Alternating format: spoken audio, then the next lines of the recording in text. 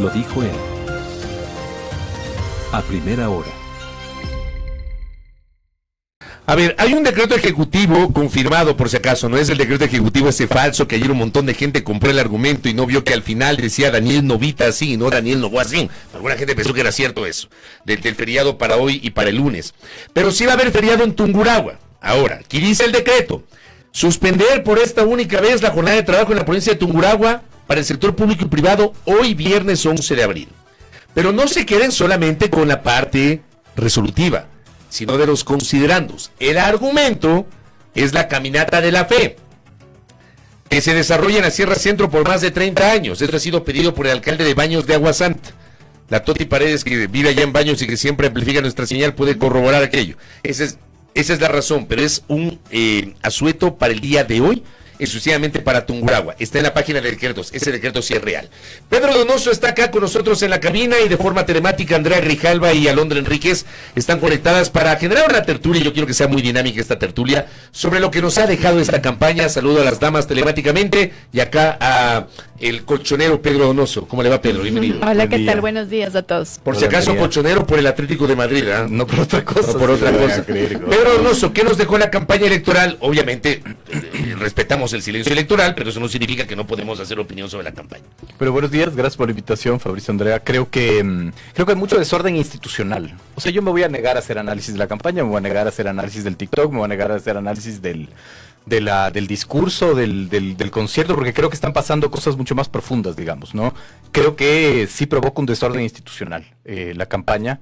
Ese desorden institucional involucra finalmente que la institucionalidad se convierta, lo que yo he sostenido y desde ICAR hemos sostenido en nuestros análisis, que es uno de los grandes electores. Entonces creo que hay un desorden institucional, creo que hay pronunciamientos de distintas instituciones que han beneficiado, digamos, o han perjudicado a ciertas candidaturas, ¿no es cierto?, en general, y creo que eso hay que, digamos, verlo e entenderlo, ¿no es cierto?, porque este desorden institucional sí puede provocar, digamos, una lógica de la palabra más importante que tenemos que pensar de hoy en adelante, que es la gobernabilidad.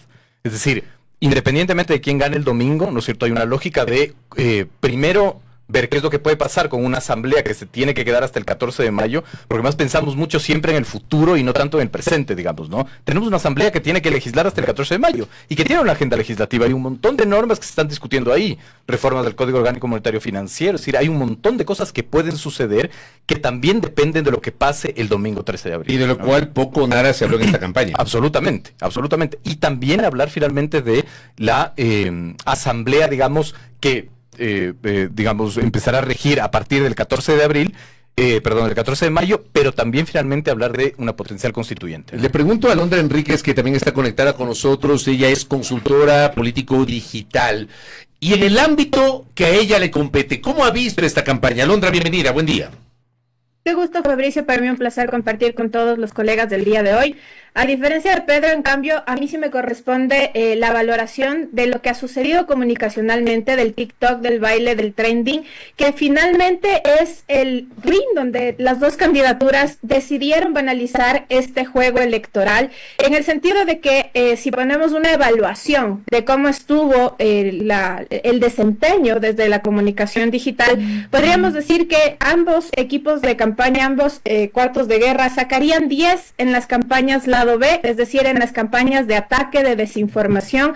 Es impresionante, según Lupa Media, han detectado 247 contenidos y el 74% han sido tipo fake o son falsos. 247 contenidos. 74% contenidos falsos, ¿en serio? Correcto.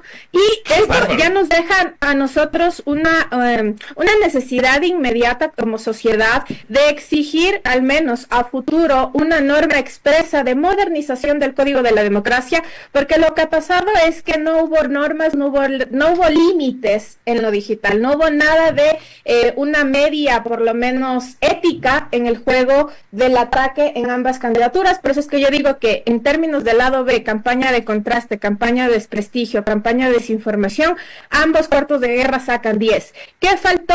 un proceso realmente construido y constituido desde la base política de ambas estructuras partidistas, una campaña propositiva en función de la propuesta del debate político. Creo que en apenas 3 campañas, desde la del 2021, la del 2023 y esta que ha sido la campaña, incluso con más incidencia bots, 54,000 cuentas falsas se han detectado solo en segunda vuelta, y eso a diferencia del 2023, que nosotros teníamos un promedio de 21,000 cuentas detectadas en esa campaña, ya deja ver el lacerante efecto de una campaña sin límites a nivel comunicacional, y que la banalización logró además lo que dijo Pedro hace un momento, de alguna forma deconstruir la institucionalidad que hoy realmente es un espejismo. Viene con eso, entonces, con eso en contexto, digamos, lo que ha dicho Pedro, el desorden institucional, este lado B que ha sido muy visible en estas elecciones. Andrea, quiero preguntar entonces cómo esto ha afectado también al elector. Hay un hartazgo de la política ahora. Buen día a todos quienes están en el panel, Fabricio, Andrea y a toda la audiencia. Sí, con este importante diagnóstico que ha hecho Pedro y Alondra, vamos como que algo importante ir como que hacia los conceptos, y es algo que desde la sociedad civil, la academia, se debería pensar ahora con mucha más fuerza de lo que fue incluso en el mismo proceso electoral, y es la importancia de resignificar la política desde las reglas del juego que hemos tenido hasta los jugadores que están en la cancha, por decirlo así. Que con esa tónica que hemos tenido de una polarización tan intensificada, que nomás hace un voto emocional del miedo, del rechazo, de la confrontación, hacia, en vez de un voto argumentativo de las propuestas o propositivo de campaña, como lo mencionaba Londra, es como la razón por la que se da más este tipo de campaña de visibilidad, más en cuanto a la deslegitimidad hacia el otro, mientras más la ataco al otro, mientras más le estoy mostrando una campaña del lado B, como le decía Londra, tanto en el discurso, en las redes sociales, en el territorio, concentrarnos en estas necesidades que tenemos del empleo, de la seguridad, del tema de la educación, y hacia eso de los combos, qué va a pasar el día después, porque qué lamentable que ahorita estemos en hayamos cerrado una campaña electoral así, y que al día siguiente, en vez de tener como alguien que triunfe hacia la gobernabilidad, tenga que triunfar hacia la supervivencia, hacia el tema de resistir. Y eso pues es lo que mencionaba al inicio, que la política tiene que resignificarse desde la institucionalidad, el ejercicio en sí del político en el campo de juego electoral con los actores políticos. Segunda vuelta, porque la primera también hubo una elección interesante para el resto de candidatos con este voto castigo que no alcanzaron ni el 1%, y la ciudadanía está diciendo, estoy harta de cómo se está dando esta dinámica política, y por eso hubo este voto castigo, y ahora que nos encontramos en este proceso así, lo que hace más es lo que tú decías, Andrea, la fatiga política, que el ciudadano finalmente, por un momento quizás está viendo esa espectacularidad política tan negativa, pero se termina alejando. Bien, ahora quisiera también conversar sobre lo que ha ocurrido, digamos, respecto de estas estrategias que se han dado desde las campañas. ¿Eso es subestimar al elector, Pedro? ¿Eso es tal vez pensar que el elector eso es lo que quiere, el show, la pelea y no las propuestas? ¿O realmente es así el elector? No creo que tiene relación con el elector, digamos, y creo que hay que dejar de romantizar la política. La política es performance, y una campaña electoral es performance. Es decir, o sea, no estoy celebrando, digamos, quizás lo que un poco planteaban de la campaña B, pero una campaña política es un performance, digamos, ¿no es cierto? Es un protagonista, ¿no es cierto? Es mensajes, es dinámica. Y el objetivo es ganar. El objetivo es ganar, ¿no es cierto? La gran pregunta es, ¿todo se vale o no? Esa es otra discusión, digamos, ¿no es cierto? Yo creo que ahí sí podemos tener matices y discutir. Evidentemente. Yo creo que no es válido, ¿no? Absolutamente. Y por eso a mí me parece que el tema de la institucionalidad hay que traerlo siempre sobre la mesa, ¿no? Es decir, más allá de que si las candidaturas pueden subestimar al elector, si creen que somos idiotas, etcétera, lo que me preocupa finalmente es que crean que la institucionalidad, digamos, no se respeta, que la ley no se respeta, que hay como violentarla finalmente, porque si eso están haciendo, ¿no es cierto?, quienes van a llegar a la presidencia, ¿qué pasará si se sientan en la presidencia, ya con todo el poder, digamos, ¿no? Creo que esa es, en verdad, digamos, la pregunta. Y yo creo que esto también nos lleva a reflexionar algo que es mucho más profundo, que es la verdadera crisis que está viviendo el Ecuador. El Ecuador es un país policrítico ahorita, tenemos un montón de crisis, ¿no es cierto?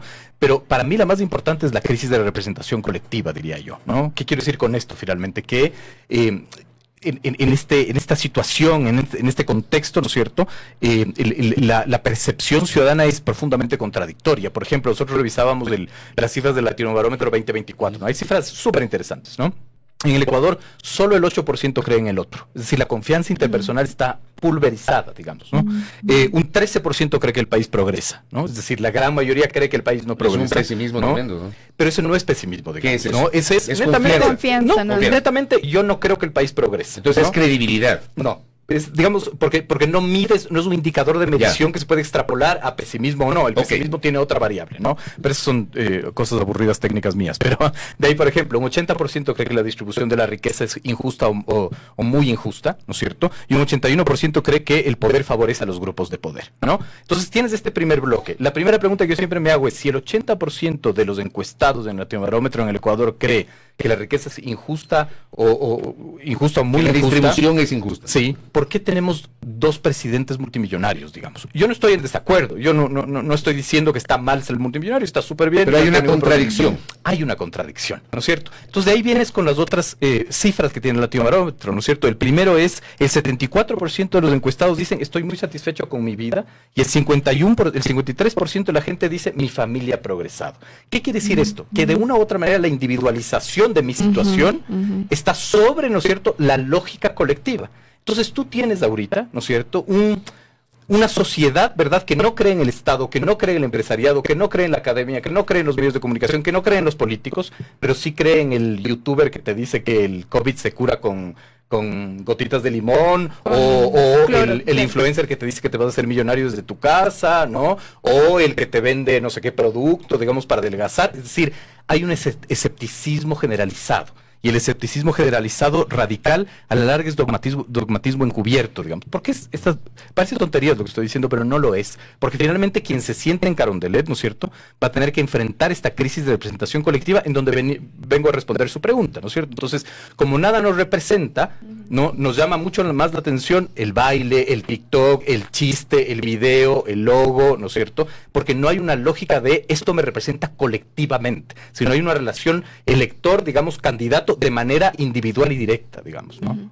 Perfecto. ¿Y cómo, Alondra, esto se ha visto representado también en la conversación digital, sobre todo? Porque uno entra ahora mismo a las redes sociales. Yo realmente ya no quería ni entrar esta semana a las redes sociales. Es imposible. Por la conversación, ¿verdad? Pero, digamos, en cifras, en estadísticas, en datos, ¿cómo se refleja esto o se refleja esto que acaba de decir Pedro, sobre todo este individualismo?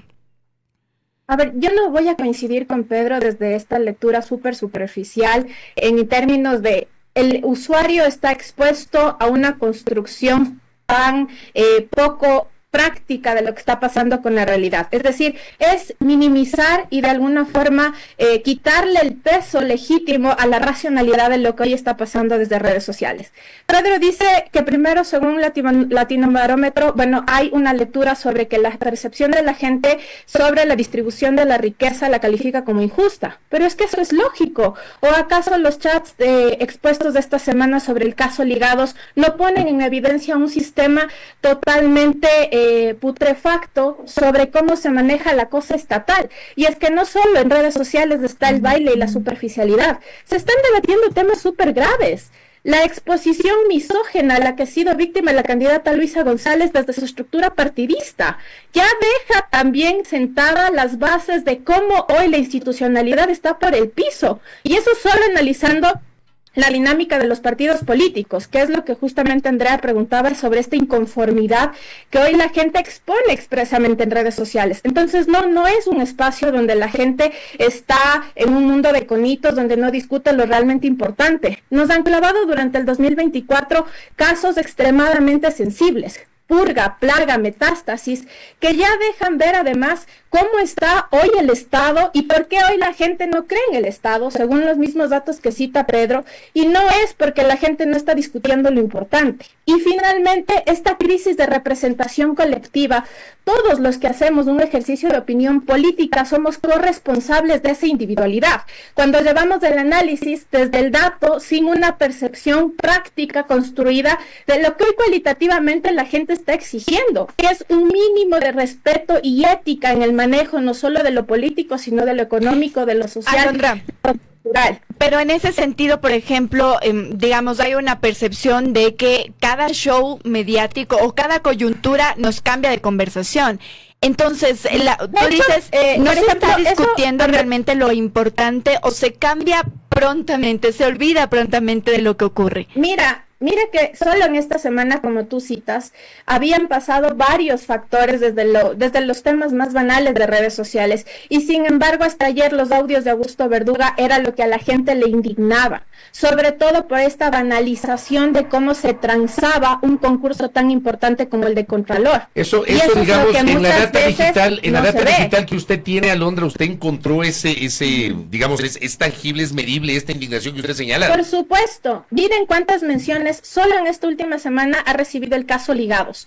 Alrededor de 17,000 publicaciones es lo que se ha generado con Ligados, solo concepto Ligados. Augusto Verduga o incluso el concepto de Rana René, que nuevamente ayer se revivió por este audio donde el expresidente Rafael Correa dice, si yo hubiera salido en el 2017 o en el 2013 con cualquiera que hubiera sido una Rana René ganaba. Aún ese número de menciones, ayer se generaron 7,800 menciones de Rana René. Augusto Verduga solo en los últimos 15 días ha generado alrededor de 37,000 publicaciones. Entonces no es que la gente no está discutiendo lo adecuadamente o políticamente correcto desde lo que hoy, al menos digitalmente, se percibe. La gente está exigiendo realmente un cambio en la clase política y también de quienes hoy hacemos un ejercicio de reflexión. Los temas duros se discuten en redes sociales y generan inconformidad y los datos que cita Pedro son producto precisamente de esa desestructuración de la cosa pública. Ahora me voy con Andrea. Por ejemplo, tenemos esta data, ¿verdad? 17,000 menciones, 7,800 menciones de otro lado. ¿Realmente se puede extrapolar, digamos, a una conversación en la sociedad? Estas 17,000 menciones podrían ser relevantes, digamos, para generar conversación o extrapolar, digamos, la conversación de lo digital hacia la sociedad, digamos, de manera física, porque, digamos, no sé si Alondra incluso nos podría decir cuánto representa estas 17,000 menciones versus, no sé, pues Jombriel, que se mencionó un montón, ¿verdad? Y que no necesariamente era coyuntura política como tal. Entonces, frente a otros temas, 17,000 menciones es poco, es mucho, y esto se puede extrapolar también a conversaciones físicas, Andrea. El tema de las redes sociales ahora ocupan un papel importante en el tema de la discusión de distintos temas y entre esos la política, porque finalmente así como ha sido el papel de los medios de comunicación durante décadas, ¿no?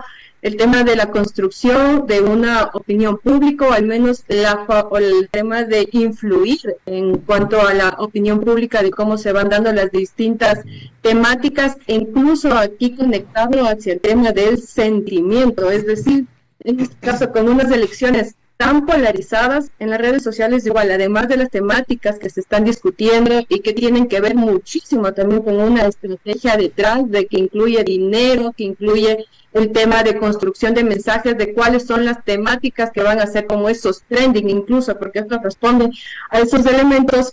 El sentimiento también ya va generando ese como que falta de lo digital a lo tema de lo físico, lo territorial, la conversación ciudadana también, que considero importante mirar eso, porque los datos incluso de ayer que están analizándolo como tal los observadores internacionales, y es que en las redes sociales para esta segunda vuelta, seguramente Alondra también tendrá más desarrollado esto, el sentimiento negativo creció. El sentimiento negativo creció en cuanto al proceso electoral, y esto también se ve en la discusión en el día a día de la gente, que señala de que, por ejemplo, en el debate, si bien en el espacio del debate en el cual veía estas cifras igual de una consultora privada de que más de 2 millones de personas se conectaron a ver.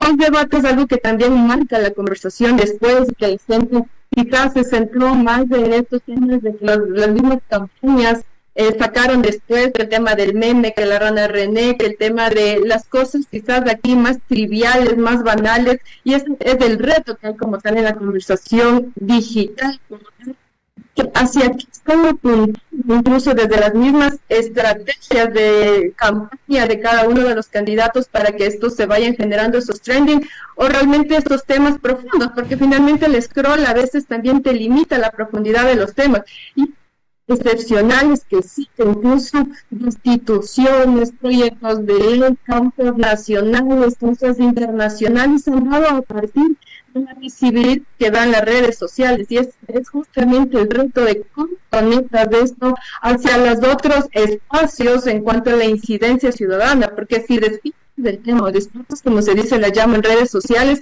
se articula después ya con colectivos, con grupos ciudadanos que hacer uso de estas otras herramientas de participación ciudadana, de ir a la Asamblea Nacional, un tema, no sé, de propuesta pública, medios de comunicación, el tema de presentar una iniciativa, etcétera. Entonces, mencionabas a Andrea, sí, este número de 17,000 pensiones es importante, ¿no? Es como que conversación que se está generando también a las distintas áreas, porque en eso, Andrea, ahí le quiero cortar un ratito, porque claro, es que me llama la atención, nos decía Alondra, existen 54,000 cuentas falsas que han sido registradas, versus 17,000 menciones. ¿No podrían solo provenir de estas 54,000 cuentas falsas? ¿Realmente, o digamos, es una conversación real la que se genera en redes sociales, o es una conversación creada por estas cuentas falsas?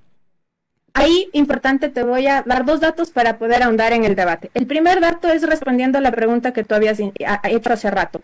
Bueno, entre Jombriel y el caso Ligados, ¿quién gana? Mira lo que nos dicen los datos. Según el registro de Social Alert del 23 de marzo al 11 de abril, sobre Jombriel se han generado 1,500 publicaciones. Sobre el caso Ligados, en este periodo de tiempo analizado, alrededor de 2,600. Pero además, sobre Jombriel se han generado 21,000 comentarios. Sobre el caso Ligado se han generado 32,000 comentarios. Y finalmente, ¿eso se puede tal vez identificar cuáles provienen, por ejemplo, de cuentas falsas? Sí, por eso justo, a ese dato iba. Las 54,000 estructuras bots detectadas obedecen no solo a los equipos de campaña de Luisa González y de Daniel Noboa, sino de estructuras, por ejemplo, como en su momento se utilizaron las de Fernando Villavicencio, estructuras de varias estructuras políticas, partidistas, incluso instituciones públicas. Hoy, los cuartos de Troll Center son parte de la comunicación institucional de municipios, de prefecturas, entre otros, que se activan en función de intereses, en este caso con agenda electoral, y que obedecen a estructuras precisamente locales. Esas son las cuentas que se han detectado. Sobre la base de la pregunta que me hiciste hace un momento, 17,000 publicaciones promovidas por bots no son promovidas por bots. El dato que te acabé de compartir está ya depurado de bots. Por eso vuelvo y repito, no se puede llevar a la lectura de el usuario hoy está en un espectro de banalización, no le interesa la cosa, lo importante que se debe discutir, lo políticamente adecuado que se debe discutir, cuando él está discutiendo. Y nota la diferencia, 21,000 comentarios sobre Jombriel, 32,000 comentarios sobre Ligados. Y ahí creo que es importante hacer un ejercicio reflexivo de cómo hoy estamos en capacidad de escuchar a los ciudadanos y de direccionar esa inconformidad que es latente, consciente y racional para poder tomar otras decisiones en función de cómo hoy se está manejando la política en el país. Correcto, Alondra. Voy a cerrar esta parte con una reflexión de Pedro Donoso antes del corte, no se me vayan porque regreso ya con la parte final de este diálogo. Pedro, un poquito reflexionando sobre lo que acaba de decir Andrea y Alondra, ¿cuál es tu posición? A mí se me dificulta mucho extrapolar las redes sociales con la realidad. Yo no me dedico a eso, entonces no puedo opinar. Pero hay como toda esta discusión, ¿no es cierto? Es la institucionalidad otra vez. Si quien nos pone a discutir el caso Ligados, ¿quién es? Es la institucionalidad, pues. O sea, es la fiscalía. Es la fiscalía. Pero por supuesto. Y los medios. ¿No? Pero por eso te decía yo incluso en el fuera de micrófono. Off the record. El off the record. Tú no le pagas impuestos a los medios. Exactamente, es decir, yo a quien tengo que exigir finalmente es la fiscalía, ¿no es cierto? Pero más allá de eso yo no me quiero meter en esa discusión, pero lo que les digo es la importancia de lo que yo estoy planteando finalmente es esto, ¿no es cierto? Es decir, cómo la crisis de representación colectiva se ve agravada finalmente cuando tienes una institucionalidad que funciona a favor o en contra, ¿no? Entonces, por ejemplo, a Noboa, digamos, le ha funcionado muy bien la institucionalidad, pero también al correísmo, ¿no? Es decir, este proceso eleccionario, en nuestro criterio, en nuestro análisis, ¿no es cierto?, se desarrolla en la cancha de la institucionalidad. Es decir, así como la Fiscalía, la Contraloría, el Tribunal de Constitución Electoral ha sido vital, digamos, para la gestión de Noboa presidente y la gestión de Noboa candidato, la Asamblea ha sido evidentemente también importantísima para la gestión de la candidatura de González, digamos, ¿no es cierto? Es decir, con todos estos exhortos que plantea finalmente la Asamblea para el Ejecutivo, exhortar finalmente para que defienda a los guías penitenciarios, etcétera, ¿no? Entonces, sí, la cancha en el criterio político de nuestro análisis, digamos, con la metodología que nosotros utilizamos, que se llama el Actor Network Theory, tiene que ver finalmente con la descripción de la importancia de la institucionalidad en, finalmente, incluso en generar, digamos, estas conversaciones digitales o como se quiera llamar, ¿no es cierto?, en donde son los detonantes, finalmente, de yo marco, digamos, la agenda política, que puede ser digital o mediática, ¿no? Correcto. Voy a la pausa. Estamos hablando con Pedro Donoso acá en la cabina, de modo telemático conectadas a Alondra Enríquez y Andrea Grijalva. No se me vayan, seguimos aquí en A Primera Hora. A ver, seguimos dialogando con Pedro Donoso acá en la cabina, telemáticamente con Andrea Grijalva y Alondra Enríquez. Voy con Andrea Grijalva también, a propósito de esta conversación que estamos teniendo. Y quiero un poco hablar sobre esto que se llama silencio electoral, ¿no? Está claro que eso ya no existe, pero yo pregunto, Andrea, si en estas 72 horas antes de la elección, la gente tiende o no a reflexionar. Si los indecisos reflexionan a no el voto en esto que se llama pomposamente el silencio electoral. Andrea Grijalva. Silencio electoral que justo mencionaba Fabricio Vela, que ya no es como dice la palabra misma, como que en estos días debería ocurrir esas horas en las cuales no haya como tal esta actividad política proselitista, porque con la irrupción de las redes sociales, el tema de cómo manejan las distintas campañas los candidatos, tanto desde sus cuentas, las cuentas internas, lado A, lado B, pues no ocurre tal cosa. O sea, el hecho de que continúan como tal los distintos productos comunicacionales en redes sociales, la mensajería incluso está por WhatsApp incluso, entonces como tal así, no es que haya, incluso esta misma época, o sea, estos mismos días, cada una de las campañas son aprovechadas precisamente como para seguir incluyendo y sacando distintas narrativas, distintos mensajes, distintos productos. Y en cuanto al tema de la definición del voto que mencionabas, Fabricio, pues en las últimas elecciones hemos visto cómo los ecuatorianos con este voto tan volátil, aún indeciso todavía que tenemos, y además con este margen tan reducido que está en disputa, que es menos porcentaje como tal de los votos, fuera de los dos que ya estarían como que confirmados, definidos como tal para cada uno de los candidatos, es decir, ese voto duro, pues sí, ocurre eso de que ahora al estar en la urna, pues esta definición del voto de ese candidato, el candidato Daniel Noboa, Luisa González, e incluso el mismo ministro como una postura de rechazo a cualquiera de las dos candidaturas, que ya veremos si este nulo, habrá un cierto crecimiento, no habrá.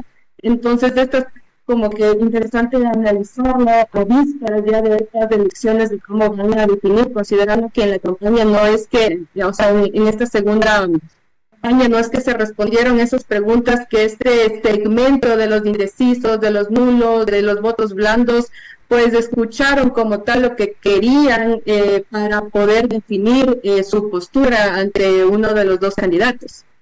Pedro, en ese mismo contexto, sobre el silencio electoral, ¿qué decir? ¿Se podrá tener silencio electoral de parte de las instituciones, hablando precisamente en ese marco, verdad? Ese es el punto. Ese es exactamente el punto. Es decir, por eso digo, electoralizamos mucho siempre el debate cuando muchas veces, digamos, lo electoral es lo menos importante, aunque suene bien estúpido lo que estoy diciendo, ¿no? Es decir, ¿cómo va a haber finalmente, qué sé yo, silencio electoral si es que de una u otra manera una institución hace algo, ¿no es cierto?, la institucionalidad hace algo que perjudica a una candidatura, que yo además creo que es lo más probable, digamos. Yo creo que la campaña no se ha terminado, creo que en una lógica de proyección de escenarios es altamente probable que la institucionalidad se pronuncie en estos 48, 72 horas finalmente. Falta muchísimo para la elección. Eso va a decir, es una tontería lo que está diciendo, faltan horas. No, digamos, en el Ecuador, de los sucesos y no de los procesos, como digo yo, del escándalo, eso es un montón de tiempo, ¿no? Entonces, claro, ¿cómo mides finalmente el impacto del silencio electoral? Más allá de lo que muy bien dice Andrea, con lo cual estoy de acuerdo. ¿Cómo mides el impacto del silencio electoral en eso finalmente? En el funcionamiento de una asamblea que puede otra vez exhortar al presidente a hacer no sé qué, o una fiscalía, un tribunal de conciencia electoral, etcétera. Yo creo que la institucionalidad, viendo finalmente los números, ¿no es cierto?, va a ser fundamental después del 13 de abril. Yo puse un tuit donde decía, a mí no me preocupa el 13 de abril, me preocupa el 14 de abril. ¿Por qué? Porque, digamos, hay varias cifras, ¿no es cierto? Y yo puedo decir las cifras, porque son de encuestas de finales de marzo, no es de ahora, ¿no es cierto?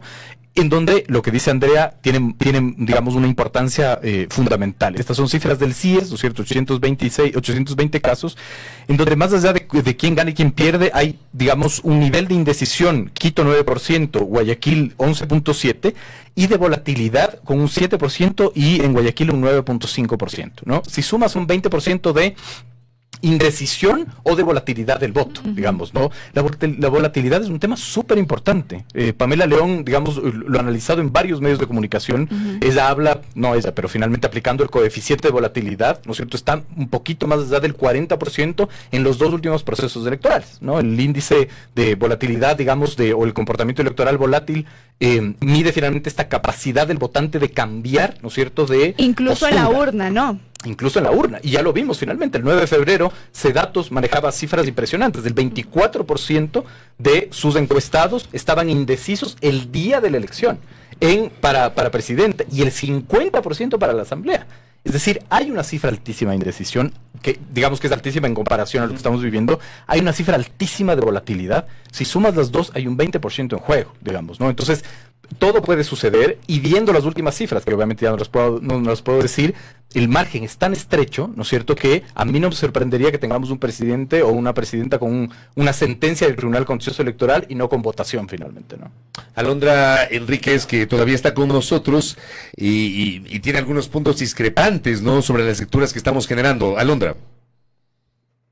A ver, más que en la parte final de qué nos espera en este silencio electoral, al menos desde redes sociales, pues no hay ningún silencio electoral, ¿no? Para la audiencia comentarles que, por ejemplo, solo en una valoración del 10 de marzo a hoy 10 de abril, ya se ha invertido 1.2 millones de dólares en pauta desde las cuentas tanto de campaña de los candidatos, es decir, sus cuentas oficiales como sus cuentas de apoyo. Hoy, mientras nosotros estamos conversando, la pauta sigue corriendo, se registran alrededor de 1.200 publicaciones pautadas. De esta pauta que ya nosotros hemos visto, hay un patrón novedosísimo, y es que solo en esta última semana, del 8 de abril a hoy, básicamente del 7 de abril a hoy, el promedio de publicaciones pautadas pasó de ser la semana anterior entre 50 o 60 publicaciones desde las cuentas oficiales de los candidatos a ser de 140 a 220. Para nadie es sorpresa que en esta segunda vuelta la intoxicación de la publicidad electoral ha sido una de las más alarmantes en las elecciones, en las elecciones de los últimos 10 años. Tanto es así que la gente estaba cansada y optó hasta por comprar YouTube Premium para evitar la publicidad sanguinaria que estaba recibiendo de un bando y del otro. Así que yo creo que sí es importante, más allá de lo que pueda beneficiar esta excesiva pauta que han decidido ambos cuartos de guerra impulsar, pues ya Pedro acaba de anticipar que hay además un margen altísimo de indecisos y voto que puede ser incluso volátil en esta elección, y que definitivamente, en vez de fortalecer el interés electoral de esta masa dura de votantes que todavía no deciden por quién votar, una de las sorpresas que avisoramos desde redes sociales es el voto nulo. La gente está defendiendo, pero con muchísimo criterio, su derecho a votar nulo. Es decir, ninguna de las dos candidaturas me representa, no estoy obligado a tomar postura por lo que me dice la prensa, por lo que me dice la pauta. Es legítimamente mi derecho poder votar por ninguna de las dos opciones, porque ninguna de las dos me representa. Y creo que ese va a ser uno de los factores, al menos, que desde redes ya detectamos con un crecimiento constante y que se ha mantenido además en esta segunda vuelta sin cambiar, el que podría sorprender este 13 de abril, y que ya muestra además que el silencio electoral pues termina siendo una mentira en función de los datos que hemos registrado. Totalmente, y voy a cerrar este panel con Andrea primero y luego con Pedro. Andrea, este pautaje digital que no está sujeto al silencio electoral, ¿puede o no puede tener una incidencia superlativa para conquistar a los indecisos? Andrea Grijalva. Dependerá mucho de esa noticia bombo, por decirlo así, que pueda tener cada uno de los candidatos como para que esto logre como que influir tanto en la conversación y convertirse en una conversación ciudadana. Solo cumpliendo como que esos elementos podría ocurrir, considerando que como tal no hay límites de momento, así como que legales, normales en las redes sociales, y por ende se va a ver que los candidatos continúen generando como estas distintas acciones tácticas de campaña durante estas últimas horas hasta la votación. Pero considero hasta, por ejemplo, hoy seguimos con el tema del caso ligado, vamos a seguir viendo, incluso ayer en la noche se cerró con un tema de un video de la candidata Luisa González exponiendo que su vida estaría comprometida. Hay otras narrativas, incluso señalando el tema de la transparencia, el fraude electoral, que el llamado a las calles a defender el voto. Entonces, un nerviosismo preelectoral que va a haber. Podemos asegurar que puede haber como unas elecciones, o sea, resultados electorales legítimos.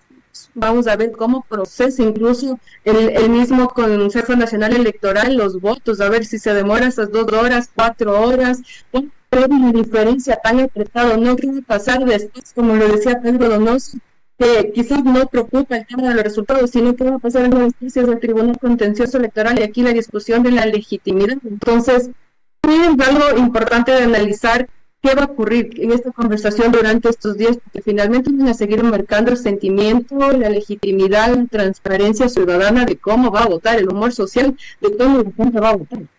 Pedro, y finalizamos con usted también, y sobre, digamos, un componente que se suma a este fin de semana, y es que el presidente vuelve a ser presidente.